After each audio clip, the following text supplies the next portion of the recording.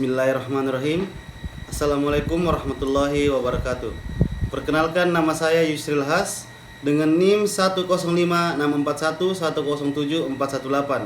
Saya kuliah di Universitas Muhammadiyah Makassar, jurusan Ilmu Pemerintahan, Fakultas Ilmu Sosial dan Ilmu Politik. Tujuan pembuatan video ini untuk memenuhi tugas final mata kuliah Politik Pertahanan dan Keamanan. Dalam video kali ini, saya akan memaparkan tentang proxy war.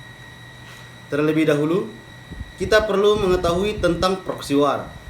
Proxy war merupakan sebuah bentuk konflik antara negara atau aktor non-negara yang bertindak atas nama atau dengan arahan dari pihak yang tidak terlibat secara resmi dalam konflik tersebut.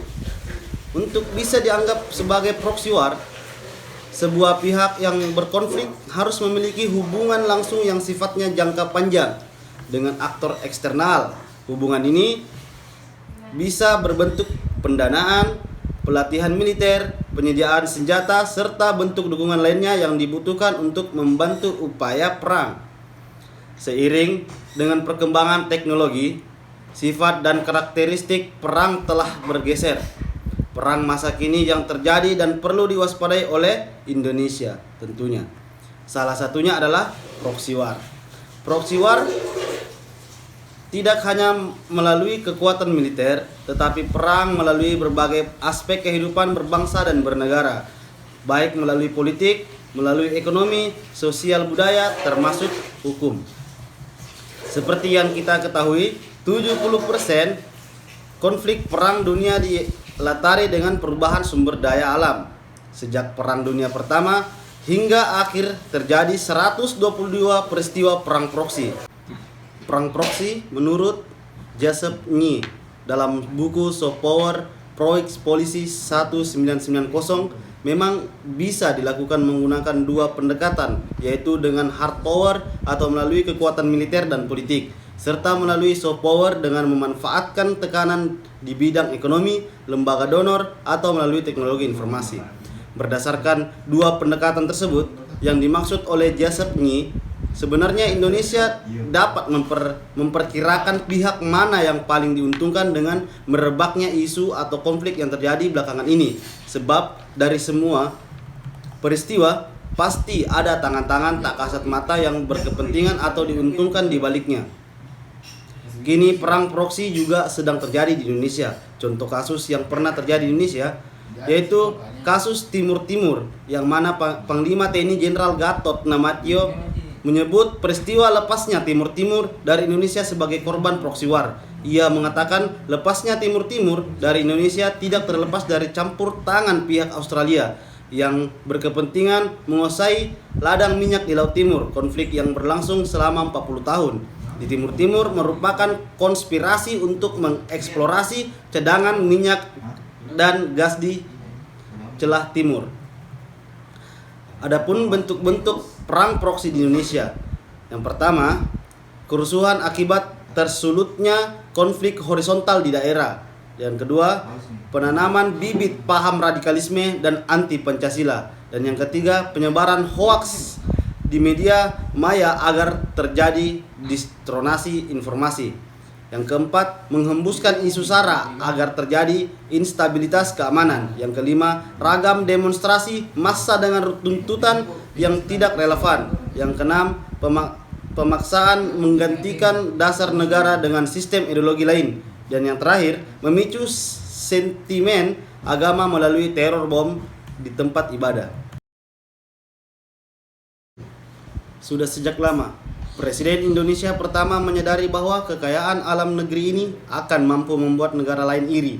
Akibatnya, seperti yang dikatakan ahli perang Tiongkok Sun Tzu, kekuatan tersebut bisa berubah menjadi kelemahan. Sebab akibat kekayaan dan posisi geopolitik yang strategis, Indonesia kerap menjadi target proksi. Walau Indonesia tergabung dalam negara non-blok dan perang dingin telah berakhir, namun dua kekuatan di dunia, dalam hal ini Amerika Serikat beserta sekutunya serta Tiongkok dan Rusia, masih terus membayangi kedua kekuatan ini. Bisa dibilang sebagai bahaya laten yang bisa menjadi musuh proksi bagi Indonesia. Selain itu, Indonesia juga dikelilingi negara-negara yang kerap mengancam teritori dan kedaulatan bangsa seperti Australia, Filipina, dan Malaysia. Belajar dari kasus Timur Timur, konflik Papua kemungkinan besar dibayangi oleh kekuatan Australia, masalah hak asasi manusia dan referendum. Juga merupakan isu yang dipakai agar Papua lepas dari Indonesia.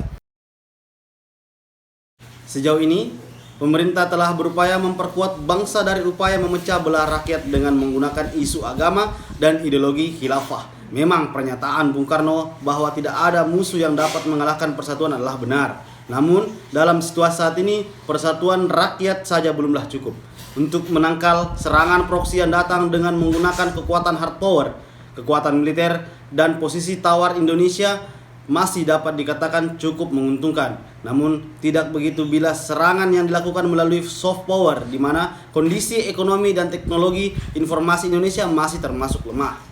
Bersyukurlah, karena saat ini Indonesia terkenal sebagai negara dengan hacker terkuat di dunia.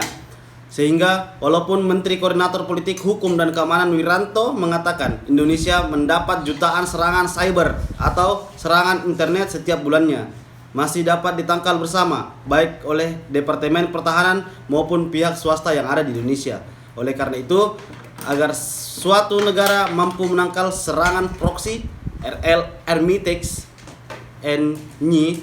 menyarankan untuk membangun kekuatan cerdas atau smart power yang mampu menghalau dua pendekatan proksi tersebut. Smart power sendiri merupakan gabungan dari hard power dan soft power.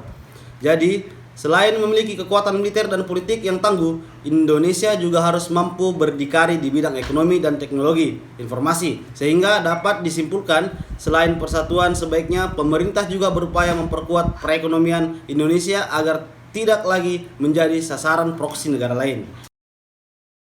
Di sini saya menyimpulkan, proxy war merupakan suatu perang dengan memanfaatkan pihak ketiga. Biasanya memanfaatkan negara kecil dan bahkan aktor non-negara sekalipun sebagai medianya, dengan maksud untuk mendapatkan kepentingan strategisnya, namun menghindari perang yang secara langsung. Dengan segala macam perbedaan yang mewarnai keanekaragaman budaya, suku, bangsa, adat istiadat, dan agama yang ada di Indonesia, hal ini akan menjadi suatu yang rentan terhadap dampak-dampak negatif yang timbul akibat globalisasi dan rentan pula terjadinya proxy war. Tentunya sebagai warga negara Indonesia haruslah tetap berpedoman kepada Pancasila sebagai ideologi dan pandangan hidup bangsa serta mengamalkannya dalam segala aspek kehidupan sebagai warga negara Indonesia. Mungkin hanya itu saja yang perlu saya sampaikan pada pembahasan kali ini. Kurang lebihnya mohon dimaafkan. Billahi fi sabil haq wastabiqul khairat. Wassalamualaikum warahmatullahi wabarakatuh.